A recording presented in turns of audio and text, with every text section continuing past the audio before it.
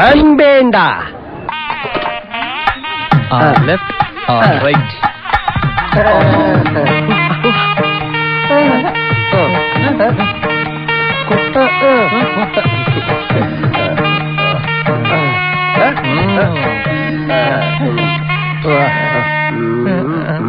வாலிப வயோதிக நண்பர்களே, அன்பர்களே, உங்க எல்லாருக்கும் வணக்கம்.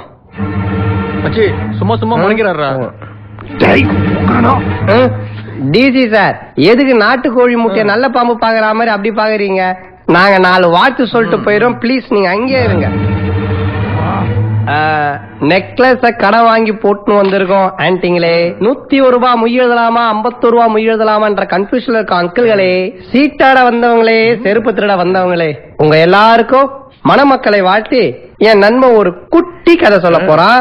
அந்த கதையோட ஆழமான கருத்தை உள்வாங்கி நீங்க எல்லாரும் பயனடையுமாறு தாழ்மையுடன் கேட்டுக்கொள்கிறேன். Mic check 1 2 1 2.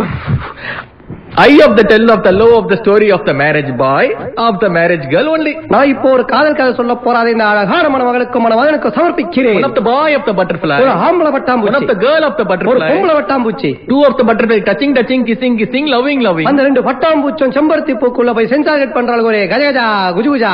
One of the day small test of the two of the butterfly. இந்த கருப்பாம்பூச்சி கண்ணு பட்டுச்சோ தெரியல, அந்த 2 பட்டாம்பூச்சும் தங்களுக்குள்ளே ஒரு டெஸ்ட் வச்சுக்கிச்சு. The first of the rose of the தேன் of the big. அந்த ரோஜாவில இருந்து யார் முதலில் தேன் எடுக்கிறார்களோ அவருடைய கால் தான் ஒஸ்தி என்று சொல்லிக் கொண்டதா. Morning 4:30 AM. அந்த பொம்பளை வட்டாம்பூச்சி முறவாசலோட செய்ய விடிகளை 4:30 மணிக்கெல்லாம் ரோஜா முடி போய் நின்று தேன் எடுக்கலான்னு காத்துக்கிட்டு இருந்துச்சா. ரோஜாவும் மலர்ந்துச்சா. அந்த பொம்பளை வட்டாம்பூச்சி தூக்கி வாரி போட்டுச்சா. ஏன்னா அந்த ஆம்பளை பட்டாம்பூச்சி தன்னுடைய காதல் தான் ஒஸ்தின்றத காட்டுறதுக்காக அந்த ரோஜா மொட்டா இருக்கும் போதே உள்ள போய் மூச்சடிச்சு போச்சா. Because of the true love of the big emotion of the good figure of the concept of the big love. ஏன்னா அந்த காதல்ங்கிற உண்மையான மகத்துவமான புனிதமான பரிசுத்தமான உணர்வு மேலோங்கி நின்றதனால்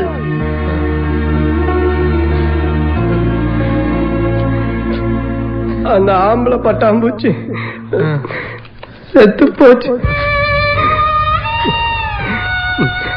அது வேற யாரும் இல்ல, என் ஃப்ரெண்டு.